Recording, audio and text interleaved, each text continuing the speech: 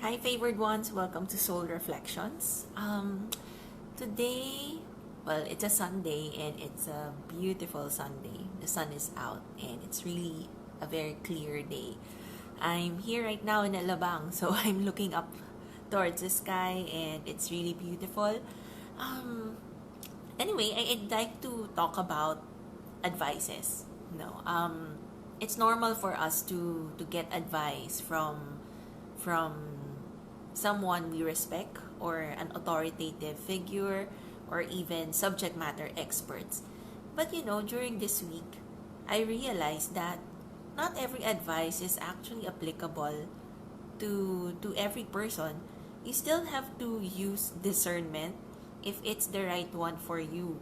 Um, Sometimes it's trial and error. The only time that you would know if it's good is when you look at the results. Did it make an improvement in your life, or wala naman ang bago, or wala at all? So it's really important for you to really discern if an advice that's being given to you is really applicable to you. I'm exposed to a lot of teachers. Of course, I'm in the academe and I'm also very spiritually inclined, so I have a lot of spiritual teachers that I look up to. When they talk, of course, they're addressing a group of people. And there's always good, there's always wisdom behind what they say. But you also have to really think if the advice that they're giving is really meant for you. And if it is meant for you, you have to check if you need to tweak it in a bit para mas mag-apply sa buhay mo, or you take it as is. Diba? Kasi chances are, if you take it as is, most likely hindi siya swak na swak para sa'yo. Kasi lahat naman tayo magkakaiba eh. We're all different persons. We're all different individuals. And if a guru or a teacher would give one advice to the entire group, it's not necessarily that one advice is applicable to all. You really have to understand if you have to tweak it a bit so that it's more applicable to you. Siguro ang example ko would be kasi ang laki talaga ng impact sa akin eh. Every morning, every morning, I would do my prayers. It's really part of my routine. So, yung prayers ko siguro mga 1 hour and a half, mga ganyan. So, I just sit in silence. But then, there was one teacher who said na strong din naman kahit na short yung prayer. So, you just stay still and then you connect, diba? You connect to God, you pray, and then just go into silence. And that's equally as strong. So, ang ginawa ko, tinanggal ko yung 1 hour and a half or 1 hour and then just did the shorter meditations, mga 5-10 minutes, ganyan. And, after some time, recent lang, na-realize ko na, ang laki pala ng impact. Parang yung mahabang prayer versus the shorter ones. I'm not saying that the shorter ones are not good. It is good. It's just that, bigla ko na-realize, oh no, it's not for me. Because I'm already praying long. So, it's not that I should shorten it, but then, acceptable then that, I find another time to do a shorter one. So, parang addition. But then, for some people who don't pray long or who don't really include prayers into their daily routine, the shorter ones are really impactful for them. So, yung short meditations, na-realize ko, oh my gosh, short prayers are for another type of person, hindi sa akin. So, that's parang it's a huge lesson for me that I really should be discerning every advice, lalo na pag yung advice binigay sa isang group, kasi it's addressed to everyone, and it's only normal that each advice is not pag-address to a group, it's not catered to you as an individual. Syempre, di ba, ang dami pa rin variables, ang dami pa rin factors sa bawat tao. We're all unique. So, technically, the advice, yes, it's valid, but then I also have to think if it's applicable. And if it's applicable, in what situation, in what scenario, diba? So parang huge lesson. Oh my gosh, it's a lesson of growth, and I would say it really enhanced the way I'm thinking right now, because parang napaisip ako, okay, so not because teacher ko ang isang tao, or not because it's someone I really respect, I will take the advice as is. I really have to filter it through my heart, through my mind, if it's really for me. And if it's for me, in what way should I be using it? So a lot of discernment goes into it as well. And it's a lesson that I also want to impart to you. Kasi dati naririnig ko na siya before, hindi ko lang naintindihan at all until now that I have experienced it. Kasi dati parang obvious naman, di ba? Pag in-address sa group yung advice, iisipin mo na sa'yo ba yun o hindi, sa group ba, or di ba, pag-iisipan mo eh. Nasasabi na dati pero hindi ko naiintindihan. It's only now, after experiencing this, that I realize, oh my God, it's so true.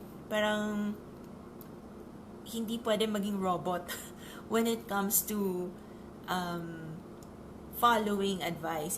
We really have to use our discernment, and at the end of the day, of course, commune with God and our angels and our guides to know if it's really for us and where is it applicable in our life. So, ayun. But anyway, sige, actually yun lang naman yung sasabihin ko. But thank you for listening. I know it sounds very preachy, ganon.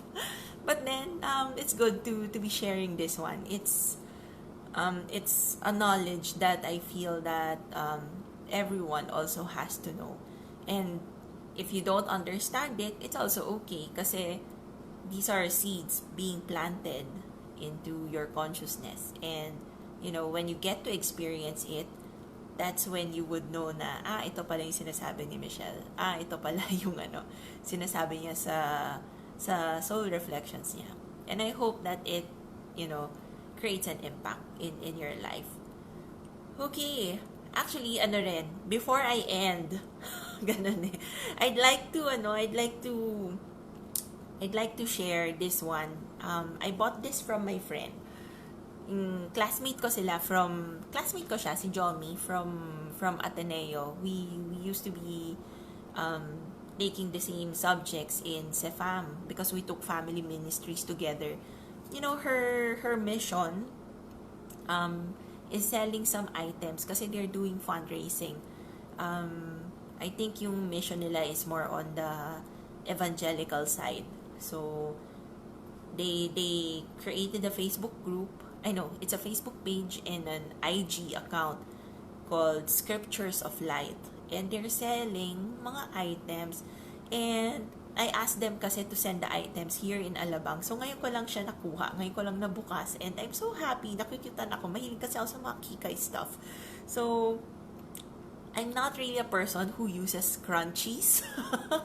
But then, sabi ko, of all the items na binibenta nila, I think it's the scrunchie na yung pinaka magagamit ko. And look, it just arrived. Well, it arrived yesterday, but then I wasn't here. So, I only opened the package today. Tignan nyo, ang cute, diba? So, these are scrunchies that they're selling. It's handmade. So, they're doing fundraising. If you'd want to help their mission, go look for their Facebook page and IG account. It's Scriptures of Light. They're selling scrunchies of different colors. And I also bought this a set of items. So it's a small journal. Ito, cute naman, no? All things are possible. And then they have ball pens. Cute. Sobrang na-cute na ako sa unicorn kaya ako siya binili. And then they have tote bags. Yung mga small lang naman. Ayun. Actually, this one is a Hebrew term. I don't know. I look at, hinanap ko siya sa Google. Sabi ko, paano ba to i-pronounce? Kasi, syempre, kung babasahin ko, it's like chesed. Chesed. It means, kindness or love, ano ba to? Between people. So, God's love is unbreakable. So, it's love. Kindness and love between people. And I got drawn to this term. It's like, okay, it's nice, chesed. Pero hindi ko alam kung paano siya i-pronounce talaga. Kasi dito, meron nakalagay, Romanized, hesed. Parang, okay, ano ba talaga? Chesed or hesed? So, I'm not sure. But the meaning of the word is really beautiful and it's love. And, from my heart to your heart, I wish you all well. I wish you a wonderful Sunday. And thank you for listening to me speak. Actually, other than talking about the things that I bought, kasi ganun ako pag meron ako nabili, kahit yung maliliit na bagay lang, it's super mura, as in super mura lang. Parang the scrunchie is like 12 pesos, one piece, and then sabi ko kunin ko na lahat ng colors kasi I can't decide anong color ang gusto ko. So sabi ko lahat na ng colors, and then they have different journals as well. Meron journal for mothers, meron journal for women. Tapos nakita ko ito, all things are possible. Sabi ko, sige, marami akong ginagawa. Kailangan lahat ng ginagawa ko possible. So, sabi ko, yan na lang. And then, of course, the unicorn pen. Mas natuwa pa ata ako sa takip kaysa sa ink niya. Hindi ko pa nagagamit kung okay ang ink. But then, it's always good to help out. And these items are not really very expensive. So, if you could support their mission, I would really appreciate it. Or kahit mag-donate na lang sa church kung malayo. Actually, malayo sila. Parang nasa Laguna ata. Kaya pinag-grab ko na lang papuntang Alabang para mas makatipid ako sa delivery. Kasi syempre kung papuntang Makati, it would be more expensive. But then, of course, we want to help as much as we can. They're doing good and they're trying to raise funds. So, this is for God's work, actually. It's really God's work. So, as much as possible, of course, we'd want to support their endeavors. So, again, using the word chesed. So, from my heart to your heart, I wish you all well. God bless. And thank you so much for listening.